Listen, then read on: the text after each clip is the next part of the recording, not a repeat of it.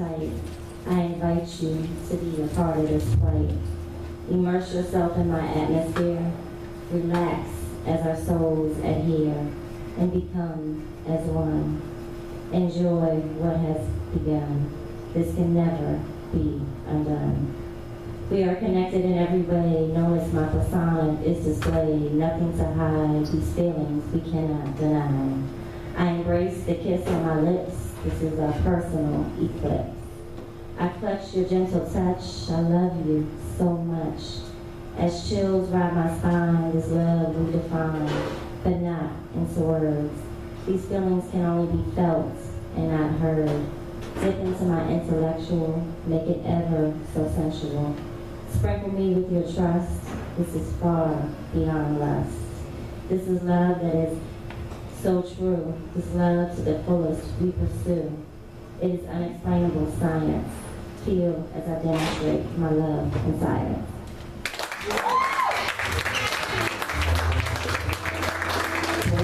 Great start. Now give it up for great start. That was dope. Some of y'all may know I post a lot of stuff on Facebook, and I've been celibate for quite some time, and for some reason, man, it's just, you know, everything heightens. You know what I'm saying? And my sexual, like, peak is like, damn. I got like a theme song in my head, you know, like, don't look at her booty, don't look at her booty, don't look at her booty. That sounds like an African song, don't look at her booty, don't look at her booty, don't look at her booty, don't look at her booty, don't look at her booty. But it's saying that it's a sister that share that same spirit as I do on the celibacy thing. We're gonna bring her up, beautiful sister, she's all natural, 100% stiletto.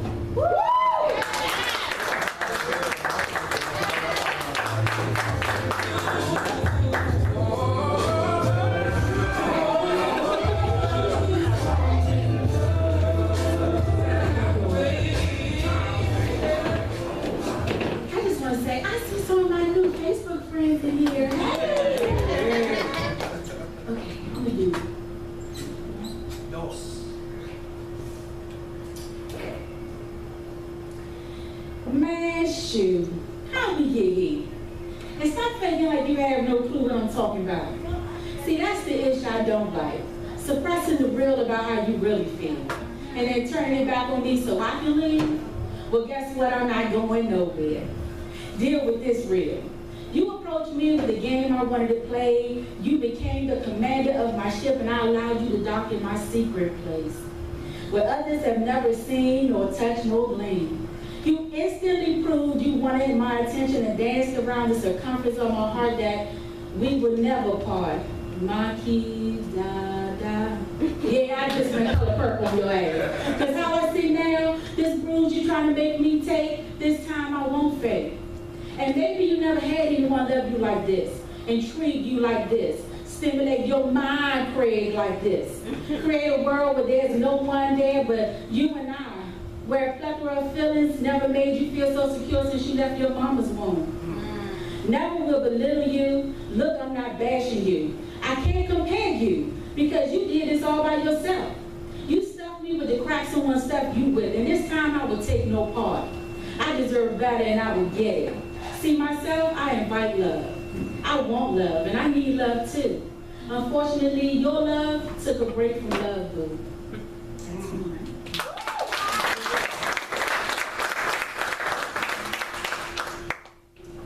This one, I said, is becoming my favorite because I think it's kind of hard.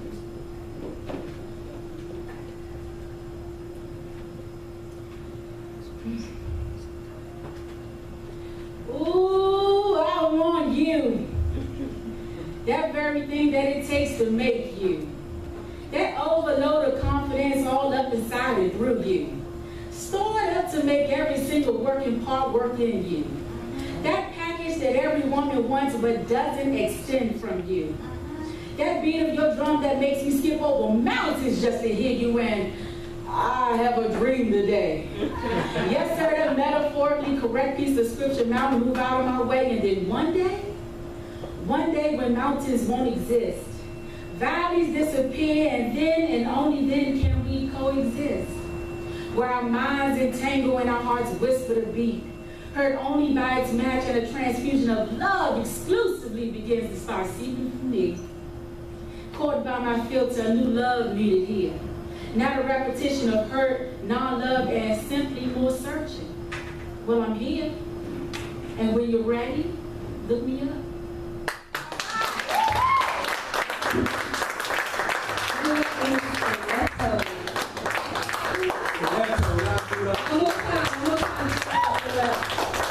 You're not saying that poetry showers our feature tonight? Yes. Oh, CDs, $10, top one. At this time, I would like to bring on a wonderful, fabulous, intelligent, inspiring individual. That is Mr. Adisa. Yeah.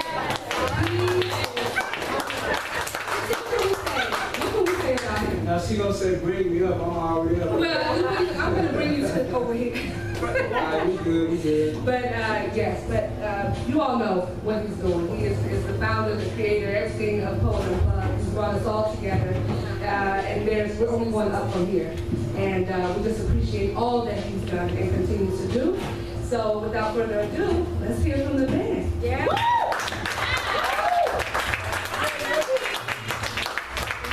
I don't really spit no pieces. I had a radio show and I didn't really spit pieces, but when it's not that many people, I'll go ahead and spit something. So it is what it is. I was gonna do some love.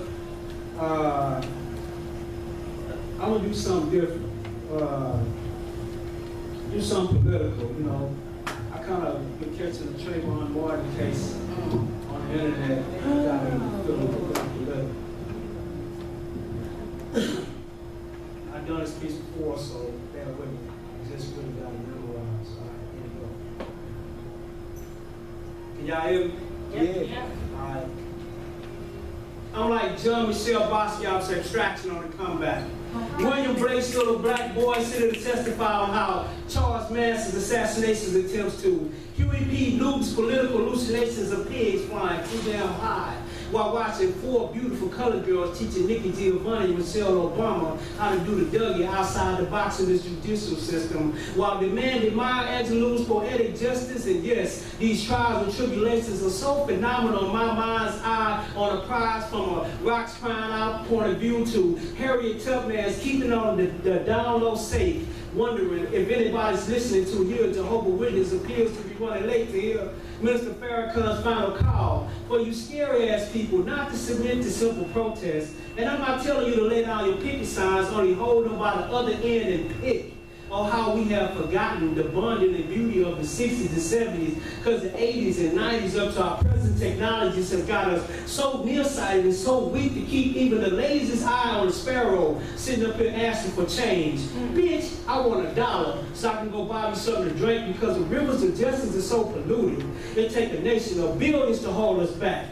People should be afraid of his government. Government should be afraid of his people. After so many gazillion years we've been saying that shit has become so cliche, like a Spike Lee or a Tyler Perry sequel. But I feel you, like Jesus, who told the parable about the man who was beating his donkey and it wouldn't move. In fact, he was beating his own ass, which some of y'all can associate to, because you need to get your ass up, stop complaining, and start a real revolution. Stop feeding these elephants lies about the differences peanut heads make of mice and men. Welcome to the jungle, and there's a lot more going on in fun and games, because Parker Brothers ain't got shit on PlayStation, and this is your Call of Duty. Man, I'm so deep in this past, present, futuristic kind of truth, they sent the Terminator out to get me. And he looked like you. And I'm asking you, would you be willing to settle for infrastructure that's been put in place to solve our problems, even if they are unpopular? Hell, I guess everybody's looking for a new road, or at least a road that's followed by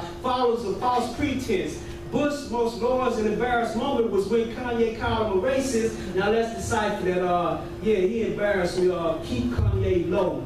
Brother Kanye, be careful on plane trips. Nails done, hair done, everything big except the big picture, especially if your focus on materialism and not universal scientific socialism. If we all move together, they can't put us all in prison, so stop worrying about paying them goddamn bills. 2 white women, 3 Korean women, and 7 white men. Whatever happened to a jury of my peers? And I'm talking about Oscar Grant, Diallo, Trayvon Martin, Lou Mill. There should be a law to step the hell out of whoever think that word justice is just is. Apparently, it seems that that's the way of things, because this is indeed your final call for just these. Can't find in any of our leaders because they're too scared to bleed on them $2,000 suits, $2.25 million homes, even a slightest smidget that will tarnish their name that they would deem as niggerish or ghetto or gay. They leave alone. We need all of our people, from the winos who piss in back alleys to the girl who gives blowjobs for crack and beans up the Saturn and come back and tell us or chill for testimonials at therapy sessions. We need all our people, all of us. This is indeed your final call for justice. Yeah.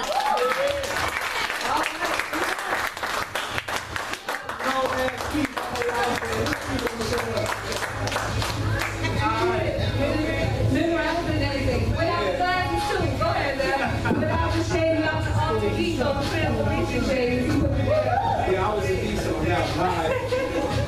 All right, what we got up next? A very, very phenomenal young brother. Wanted to be a voice for those who are silenced by abuse. His goal was to show others like him that they too can reach a level of positivity and overcome adversity. His love of poetry has given him the opportunity to share his work through WPGC's Love Talk and Slow Jams. On 2 occasions, he has been a guest poet on Studio 2001 Art Gallery, a featured poet for Save the Arts Community and Sweet and Natural.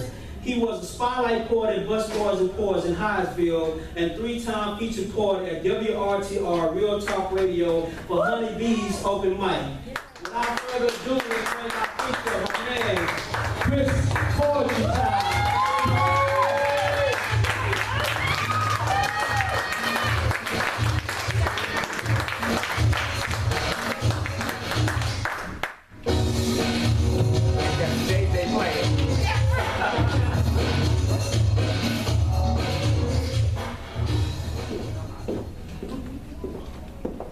Words can cut deeper than any weapon formed against. Nights I laid in bed heavily breathing because of the tears that I've wept. Each fallen tear regretting the day that I was born. From the womb of my mother, I wish I was never torn. They say pictures speak 1,000 words, but all of my childhood pictures remain deaf and blinded with silence. My pretend smiles and my family portraits help to shield my quiet riots. Sorry for not being that little boy who played ball or chased girls, that child you wanted me to be. The physical and emotional scars I have to show how you broke me. I cradled hurt to form walls to strengthen barricades to help protect me from your hate, your turmoil, and your given pain. But each one of your words penetrated and injured my soul with their demented parade. I remember asking to hang with you, pretend that I wasn't gay and try to adopt your habits. But the words sissy, punk, and homo ushered in the words queer and faggot. I'm not the most intelligent, but I am able to count past 1. Yet you found it necessary to use the words stupid and dumb. Time has passed, but not all scars have healed yet. Words can cut deeper than any weapon formed against. Thank you, ladies and gentlemen.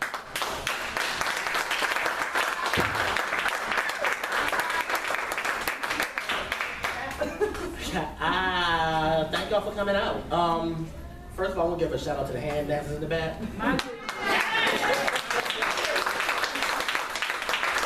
Y'all got me back up to 1 time before class. As Adisa said, I am poetry's child. I have been writing poetry since the age of 13. My backstory is described by some to be a very awesome testimony. Lost my mother when I was 10. Lived with a family member who used to have a punching bag, so I'm a child who was abused up until the age of 19. Tried to commit suicide multiple times. And each time that I tried to commit suicide, I failed, apparently, because I am here. So when I actually picked up pen and put it to paper, it was actually to write a suicide letter. But that suicide letter ended up turning into something more dynamic. It turned into my actual very first poem.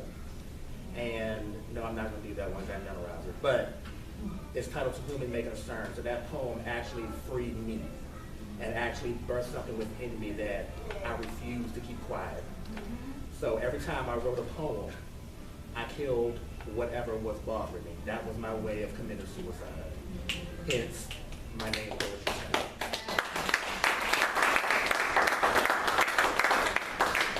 The second piece I'm going to do actually talks a little bit about the child abuse that I went through. I'm doing a series of actually just coming out with everything that has bothered me, everything that I'm going through, my transformation, my growth process, me letting go of extra baggage to actually move forward in my life, to actually welcome in everything that's good, all the positive people who I've met, everybody who just showed love and just absolute respect, and I thank you all for that. So this poem right here is actually called How Dare You, and it's about that family member. You used to have a hold on me. Damn. Take your time. All right. You got this. Come on. I'm a chisel.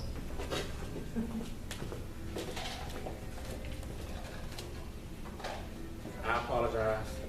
You're fine, baby. All right. I swear I had it memorized. You do it.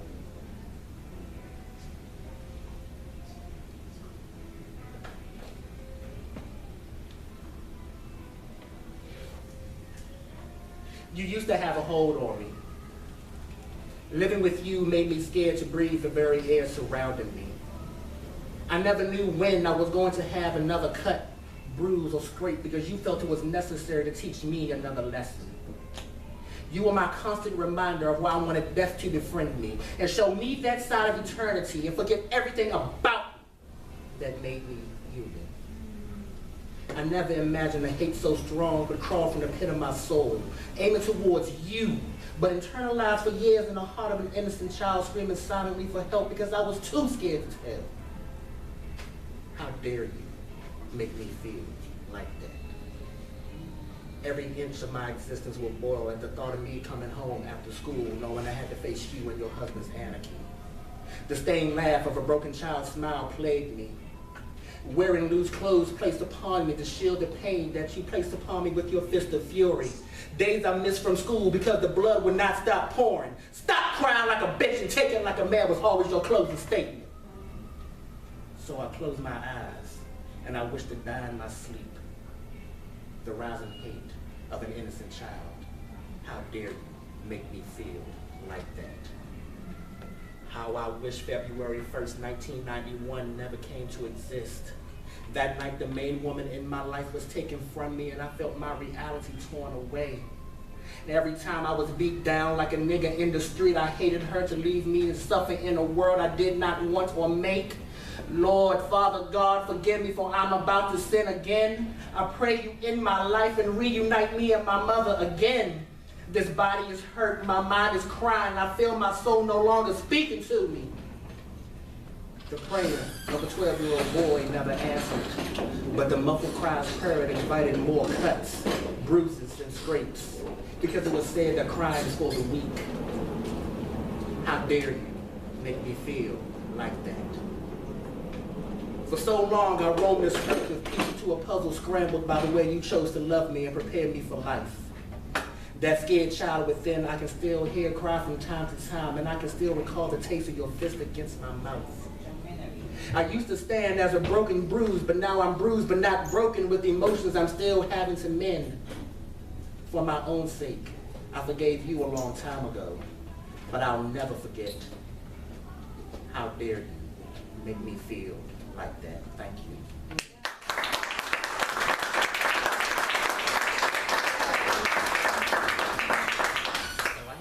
Back tears, really, and I'm not someone who likes to cry in front of people. I had to fight back some tears on that piece.